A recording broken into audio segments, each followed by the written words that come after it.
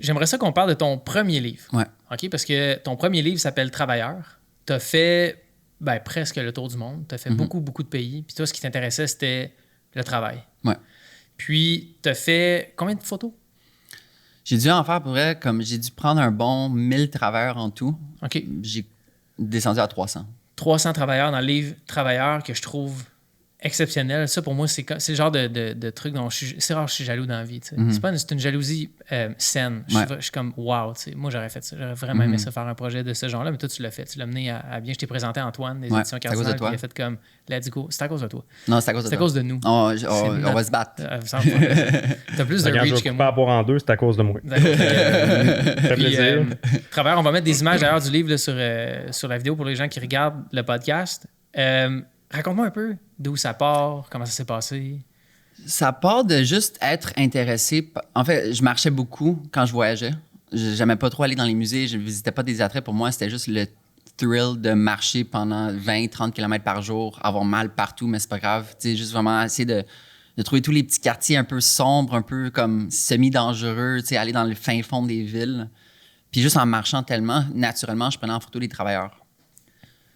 Puis ça part d'une obsession. Depuis que je suis tout petit, au primaire, j'avais fait un projet qui s'appelle le Dictionnaire des métiers. J'avais eu une bonne note, puis je suis comme, c'est malade, tu sais, d'avoir fait un dictionnaire que j'ai encore à ce jour, littéralement chez moi. Puis c'était juste un dictionnaire de par lettres, des titres. Alors, c'était juste des titres de métiers. Puis là-dedans, il y avait comme cuisinier de poutine, là, c'était n'importe quoi. Il y avait comme taxidermiste.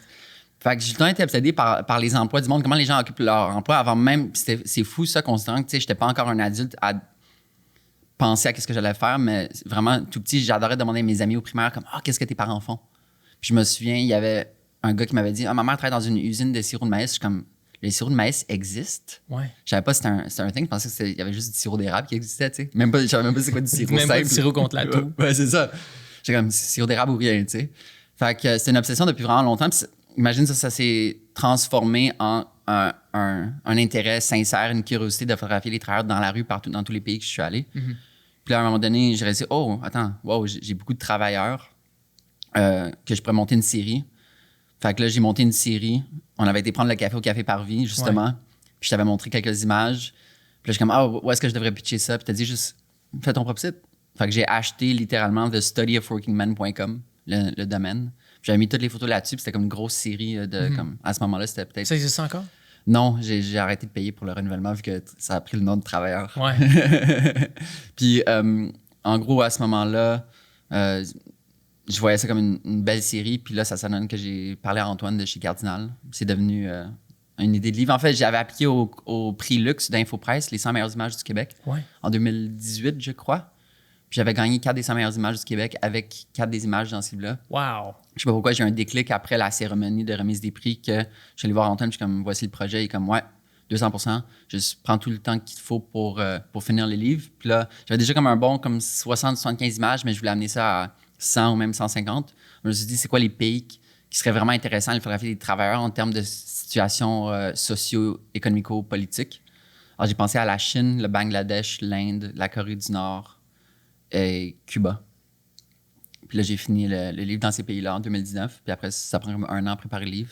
Wow. Alors, il est sorti 1 an plus tard. Puis comment ça a été, le livre? Après, ça a changé ma vie. Ah ouais. J'avais aucune attente dans le sens, tu sais, clairement, tu fais pas de l'argent avec un livre. Tu sais, j'ai tellement investi de ma poche là-dedans, de temps puis d'argent, puis je m'en fous j'avais aucune attente par rapport au retour, que ce soit économique, que ce soit en termes de visibilité. Tu sais, moi, j'ai fait ça juste, c'est un rêve d'avoir un livre, vraiment. Tu sais, de publier un livre, c'est juste hallucinant, c'est tellement fun.